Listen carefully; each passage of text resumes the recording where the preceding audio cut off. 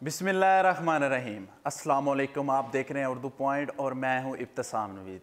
नाजरीन, नैब की फिर से एक बड़ी कार्रवाई। मामला है नैब का और पंजाब यूनिवर्सटी के वाइस चांसलर का। साबिक वाइस चांसलर को नैब ने कुछ दिन पहले गिरफ्तार किया। मुजाहिद कामरान हथकड़ी मामला, नैब अफसरान को कौम से माफ़ी मांगने का हुक्म। जी, इसकी तफसीलात आपसे शेयर करेंगे। चीफ जस्टिस पाकिस्तान ने डीजी नैब और दीगर अफसरान को पंजाब यूनिवर्सिटी के साबिक वाइस चांसलर को हथकड़ियाँ लगाकर पेश करने पर कौम से माफ़ी मांगने का हुक्म दे दिया।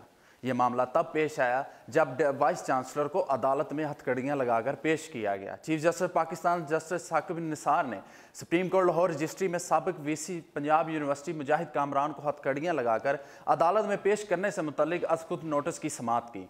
डीजी नैब ने लाहौर सलीम शहजाद सुप्रीम कोर्ट में भी पेश हुए।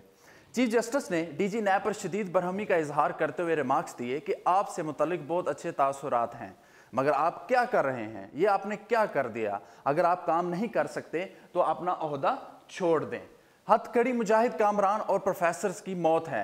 मैं उस्ताद की बेहुरमती बर्दाश्त नहीं करूंगा। आपने किस कानून के तहत असाजा की तज़हीक की? अगर आप कसूरवार हैं तो आपके खिलाफ मुकदमा दर्ज करने का हुक्म देता हूं।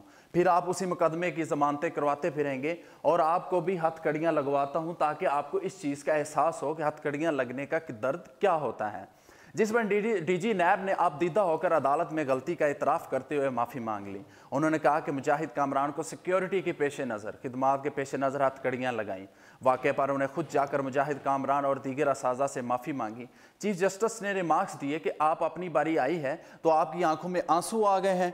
इसी दौरान समाअत नैब प्रोसिक्यूटर ने कहा कि हमने करप्शन के खिलाफ बहुत काम किया है। जिस पर चीफ जस्टिस ने रिमार्क्स दिए कि आपने क्या कारकर्दगी दिखाई है, आप हमें ज़रा आज बताएं।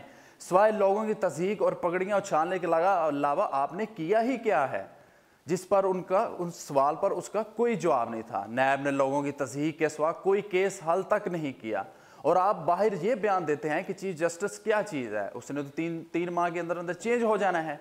जिस पर वो बहुत शर्मिंदा हुए और इस पर आप दीदा हुए और चीफ जस्टिस ثاقب नثار ने उनको हुक्म दिया कि वो तहरीरी माफ़ी मांगे पाकिस्तानी कौम से।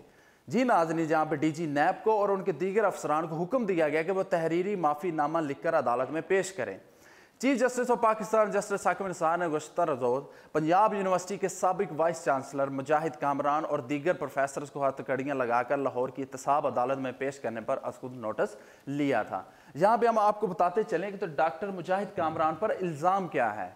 जो वाइस चांसलर हैं पंजाब यूनिवर्सिटी के, ज़राए के मुताबिक डॉक्टर मुजाहिद कामरान पर बेज़ाब्तियों का इल्ज़ाम है। उन्होंने अपने 9 साला दौर में बड़े पैमाने पर यूनिवर्सिटी में खिलाफ ज़ाब्ता भर्तियाँ की। उन्होंने जो कानून के मुताबिक भर्तियाँ नहीं थी वो भर्तियाँ की और 550 से ज़ायद अफराद को भर्ती किया, जबकि उन्होंने अपनी अहलिया शाजिया कुरैशी को गैर कानूनी तौर पर यूनिवर्सिटी ऑफ लॉ का कॉलेज की प्रिंसिपल ओहदे पर मुंतखब किया। जिस पर डॉक्टर कामरान मुजाहिद ने पेपर रूल्स की खिलाफ वर्जी करते हुए मनपसंद कॉन्ट्रैक्टर को ठेके दिए। इसी तरह वाज़ेह रहे, यहाँ पर नाज़रीन कुछ आपके साथ मज़ीद तफसीलात आपको बताएं कि गिरफ्तारी के बाद जब उनकी गिरफ्तारी हुई, नैब में उनको पेश किया गया, जिस पर उन्हें हथकड़ियाँ लगाकर अदालत में पेश किया गया था। 4 प्रोफेसर थे जिनको हथकड़ियाँ लगाई, जो मीडिया रिपोर्ट्स पे भी आई, मीडिया के सामने भी आई, उनकी पिक्चर्स भी वायरल हुई। इस पर अवाम का शदीद रद्द अमल देखने को मिला और जिस पर नोटिस लेते हुए चीफ जस्टिस ऑफ पाकिस्तान ثاقب नثار ने इसकी समाअत की। समाअत के दौरान उन्होंने डीजी नैब को फिर से खबरदार किया कि आपने ये जो तज़हीक शुदा काम किया है इससे बहुत तकलीफ़ हुई है, उस साजा की बेहुरमती की है आपने। जिस पर उन्होंने कहा कि आप तहरीरी माफ़ीनामा लेके और आइंदा ऐसा वाक़या ना हो इसकी यकीन दहानी करवाएं। नाज़रीन, इसी के साथ प्रोग्राम के आखिर में इस नोट पर बात ख़त्म करेंगे कि किसी भी कौम के लिए उस्ताज़ा रीढ़ की हड्डी का मुकाम रखते हैं।